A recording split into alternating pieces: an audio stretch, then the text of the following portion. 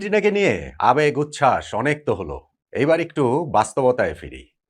এই যে ইংল্যান্ডের বিপক্ষে সেমিফাইনাল খেলছে লিওনেল মেসির দল, লিওনেল স্ক্যালোনির দল, সেইখানটাতে আসলে এই আর্জেন্টিনা কি উতরে যেতে পারবে? আমরা নকআউট পর্বের ৩ টা ম্যাচে আর্জেন্টিনাকে যেমন দেখেছি, তাতে ইংল্যান্ডের বিপক্ষে নিঃসন্দেহে অনেক বড় চ্যালেঞ্জ আর্জেন্টিনার সামনে অপেক্ষা করে আছে এবং আমার একটা আশঙ্কার জায়গা হচ্ছে, আশঙ্কার জায়গা নাও হতে পারে। অবভিয়াসলি এই আর্জেন্টিনার সামর্থ্য তো আছেই ইংল্যান্ডকে টপকে যাওয়ার, অবশ্যই সামর্থ্য আছে ফাইনালে স্পেন আসুক বা ফ্রান্স আসুক তাদেরকে হারানোর, অবশ্যই সামর্থ্য আছে তাদের back to back world cup জেতার। কিন্তু গত ৩ টা ম্যাচে নকআউট পর্বে যে আর্জেন্টিনাকে দেখা গেছে, লিওনেল স্ক্যালোনির আর্জেন্টিনা, তাতে আমার মনে হচ্ছে যে কোথাও না কোথাও গিয়ে victim of his own success, নিজের সাফল্যের শিকার না হয়ে যান স্ক্যালোনি তার ওই ট্যাকটিক্যাল পয়েন্ট অফ ভিউ থেকে। সুইজারল্যান্ডের বিপক্ষে এই ম্যাচটাতেও Argentina to some extent lucky ছিল, অবভিয়াসলি সেই রেড কার্ডের কারণে। এবং সেই রেড কার্ডটা কেন 100% যৌক্তিক, আমি ওইটা নিয়ে একটা বিস্তারিত আলোচনা করেছি। এবং ওইটা যে পুরো ম্যাচের মোমেন্টামটা চেঞ্জ করে দিয়েছে, ক্রিকেটের মতো ফুটবলের টার্নিং পয়েন্ট যেটা, এটার সঙ্গে কারো কোনো দ্বিমতের সুযোগই নেই। কিন্তু ওভারঅল আর্জেন্টিনা যেই ম্যাচটা খেলেছে সেইটা এই ওয়ার্ল্ড কাপে প্রবাবলি আর্জেন্টিনার সবচেয়ে poor match. Tactical point of view থেকেও সবচেয়ে পুয়ার ম্যাচ, এক্সিকিউশনের জায়গা থেকেও সবচেয়ে পুয়ার ম্যাচ। এবং যদি ওই লাল কার্ডটা না হতো, তাহলে আর্জেন্টিনার জন্য সুইস বাধা টপকে যাওয়াটা আরো অনেক ভীষণ কষ্টকর হতো। কেন আমি এই কথাগুলো বলছি? দেখেন, এই আর্জেন্টিনার সবচেয়ে বড় শক্তির জায়গা কি? Lionel Messi. এখনো Lionel Messi, still Lionel Messi, ৩৯ বছর বয়সী লিওনেল মেসি। এখনো তিনি ডিফারেন্সটা মেক করে দিচ্ছেন এবং সেইটা যে কোনো বিচ্ছিন্ন ঘটনা, এইটা যে ওই ফেলে আসা অতীতের একটুখানি গ্লিমস তিনি দেখাচ্ছেন তা না। ম্যাচের পর ম্যাচ একই কাজ মেসি করে যাচ্ছেন। মেসি এই ওয়ার্ল্ড কাপের ধরুন প্রথম ২ টা ম্যাচে আর্জেন্টিনা ৫ গোল দিয়েছে, সবগুলোই মেসি করেছেন। তখন মনে হচ্ছিল যে মেসি একাই কি গোল দেবেন নাকি? আবার ধরুন প্রথম ৪ টা ম্যাচে মেসির কোনো অ্যাসিস্ট ছিল না, যে মেসি কি অ্যাসিস্ট করতে পারবেন না নাকি? শুধু গোল দেওয়াই কাজ। এখন মেসি গোলের পাশাপাশি অ্যাসিস্টও এসেছেন এবং সেই ডিফারেন্সটা মেক করে দিচ্ছেন তিনি। দেখেন, সুইজারল্যান্ডের বিপক্ষে এই ম্যাচটাতেও এন্ড অফ দ্য ডে গিয়ে ওই যে ডিসাইসিভ যে জায়গাগুলোতে, সেইখানেও মেসি কি প্রবলভাবেই আছেন। প্রথমত কর্নারটা থেকেই, তার কর্নার থেকেই গোলটা হয়েছে, সেইখানে আরো একটা অ্যাসিস্ট। এবং দ্বিতীয়ত হুলিয়ান আলভারেজের যে গোলটা, সেইখানটাতেও কিন্তু মেসির একটা শটই কিন্তু ঠেকিয়েছিলেন সুইস কিপার। সেইটাই আবার যখন ঘুরে ফিরে আসলো এইখানে হুলিয়ান আলভারেজের কাছে, তিনি ওই গোলটা দিলেন। ফলে আপনি এখনো দেখেন এই ৩৯ বছর বয়সেও মেসি সেই 90 মিনিটস, ১২০ মিনিট কিভাবে, আমরা বলতে পারবো না যে শেষ ঘামবিন্দু দিয়ে খেলেন, শেষ ঘামবন্দি দিয়ে অবশ্যই খেলেন, কিন্তু মেসি তো আর এখন খেলার প্যাটার্ন ওইটা না। মেসি এখন মাঠে পাগলের মতো দৌড়ান না।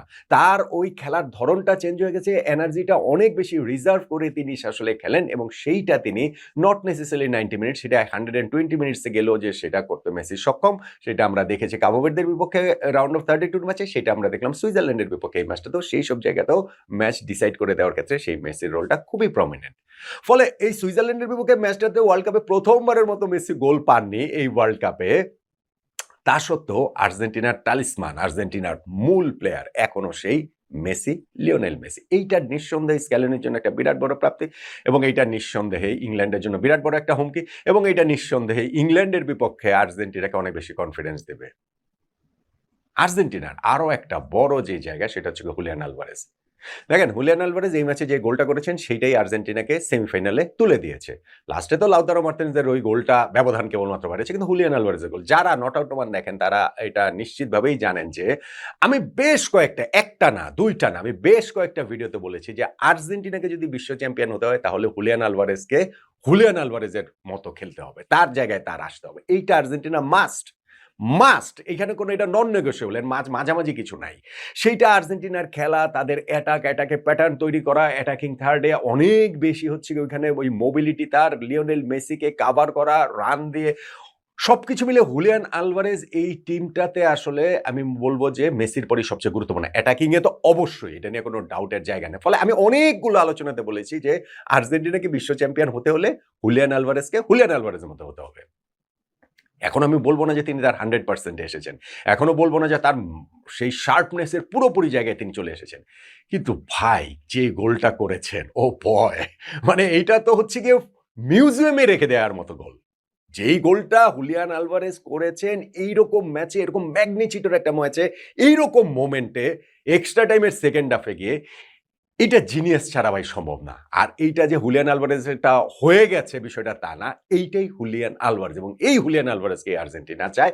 সেমিফাইনাল, ফাইনাল গোয়িং ফরওয়ার্ড এই ২ টা ম্যাচেও এই আলভারেজকেই আর্জেন্টিনা খুব করেছে এবং এটা আর্জেন্টিনার জন্য নিঃসন্দেহে একটা বিরাট বড় প্লাস পয়েন্টের জায়গা। কিন্তু আমি ট্যাকটিক্যাল যে জায়গার কথা বলছিলাম, লিওনেল স্ক্যালোনি তিনি কি victim of his own success হতে পারেন কিনা? নিজের সাফল্যের শিকারী হয়ে যেতে পারেন কিনা? স্ক্যালোনির এটা আমি কেন বলছি? জানেন স্ক্যালোনি একটা জিনিস দেখবেন যে তিনি আর্জেন্টিনার হয়ে যে ১০০ র বেশি ম্যাচ তিনি চার্জে ছিলেন। বেশিরভাগ ম্যাচে এই ম্যাচটাতেই শুধু ব্যাক টু ব্যাক তিনি একই 11 নিয়ে খেলালেন। এটা বোধহয় ৩য় বা ৪র্থ বার এরকম তিনি খেলেছেন। মোটামুটি তিনি প্রতি ম্যাচে 11 চেঞ্জ করেন। মোটামুটি তিনি স্ট্র্যাটেজিক পয়েন্ট অফ ভিউ থেকেও ট্যাকটিক্যাল চেঞ্জও তিনি রেগুলার করেন। আর্জেন্টিনাও যেমন এই ওয়ার্ল্ড কাপে 4-3-3 তে খেলা শুরু করে এখন কিন্তু 4-4-2 তে চলে গেছে। ৪ জন সেন্ট্রাল মিডফিল্ডার নিয়ে আর্জেন্টিনা খেলাচ্ছে। এখন এই ৪ জন সেন্ট্রাল মিডফিল্ডার নিয়ে যখন আপনি ইংল্যান্ডের বিপক্ষে খেলবেন, যেই দলটাতে ডেকলান রাইস এবং এলিয়ট অ্যান্ডারসনের মতো ২ জন এলিট মিডফিল্ডার রয়েছেন, এলিট লেভেলের মিডফিল্ডার, সুপারব সেন্ট্রাল মিডফিল্ডার এবং আপনি যদি এখনকার ওয়ার্ল্ড ফুটবলের কথা বলেন, আপনি টপ 5 এর মধ্যে এই ২ জনের একজনকে রাখতেই হবে। আমার ধারণা টপ 10 এর মধ্যে এই ২ জনকেই রাখতে হবে। এই এলিয়ট অ্যান্ডারসন, ডেকলান রাইস। ফলে আর্জেন্টিনা এই যে স্ক্যালোনির যে স্ট্র্যাটেজি যে তিনি হচ্ছে গিয়ে মিডল অফ দ্য পার্কে তিনি হচ্ছে গিয়ে ওভারলোড করেন এবং সেই জায়গাটা দিয়ে টাইট স্পেসে তার এই ভেরি টেকনিক্যালি গিফটেড যে মিডফিল্ডার রয়েছেন তারা যে অ্যাটাকটা ইনিশিয়েট করেন ওইটা কি আসলে ইংল্যান্ডের সঙ্গে কার্যকর হবে কিনা এইটা কিন্তু একটা বিরাট বড় কোয়েশ্চেন মার্ক আছে বলে আমার কাছে মনে হয়। এবং জুড বেলিংহামও রয়েছে। হ্যাঁ, এখন আপনি বলতে পারেন ওভারলোড করা যায়, ইংল্যান্ডের ২ জন, আর্জেন্টিনার ৪ জন। জুড বেলিংহামও এই জায়গাটাতে হচ্ছে গিয়ে মিডফিল্ডে পিছিয়ে এসে তিনিও ওইখানটাতে সেই সাপোর্টটা দেবেন। আর এটা তো আপনি সবসময় পারবেন না। ইংল্যান্ডের যে ম্যাচে যে তাদের যে উইড, তাদের যে উইং এর যে জায়গাটা, সেই জায়গাগুলোকে আপনি নেগোশিয়েট করবেনটা কিভাবে?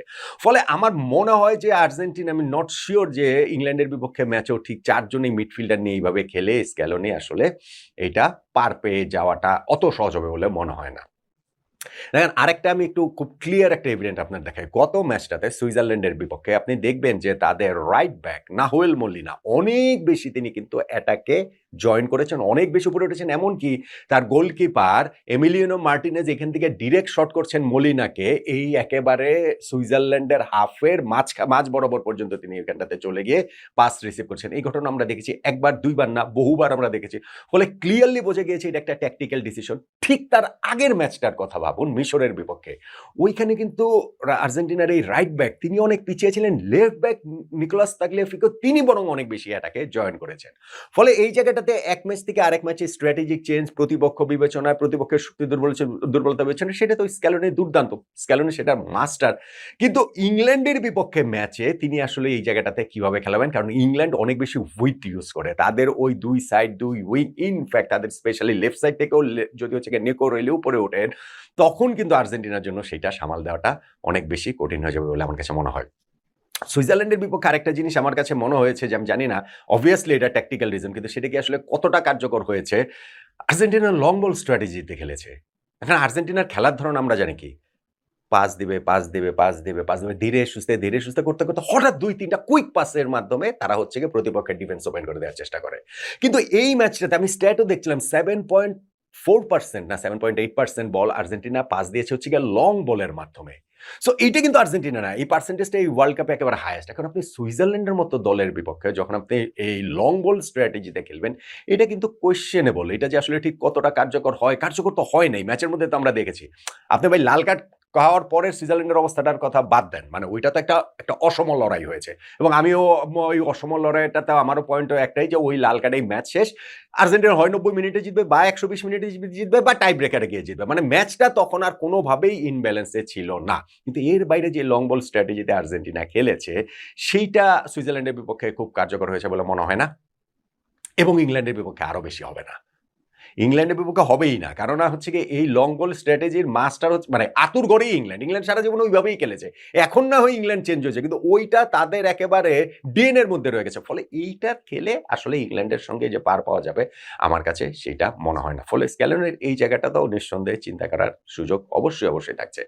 একটা বড় জায়গা আমার কাছে যেটা মনে হয় সেটা হচ্ছে গিয়ে প্রপার এলিট ইউরোপিয়ান টিমের এগেইনস্টে আর্জেন্টিনা লাস্ট ওয়ার্ল্ড কাপের পরে এই প্রথম খেলতে নামছে ইংল্যান্ডের বিপক্ষে। আর্জেন্টিনার পার্টটা যদি লেটস সে স্পেনের মতো হতো, যেইখানে স্পেন রাউন্ড অফ 16 এ পর্তুগালের মুখোমুখি হয়েছে, কোয়ার্টার ফাইনালে তারা বেলজিয়ামের মুখোমুখি হয়েছে, ২টা এলিট ইউরোপিয়ান টিমের মুখোমুখি হয়েছে, তাহলে কিন্তু আর্জেন্টিনার জন্য কাজটা আরো অনেক বেশি কঠিন হতো।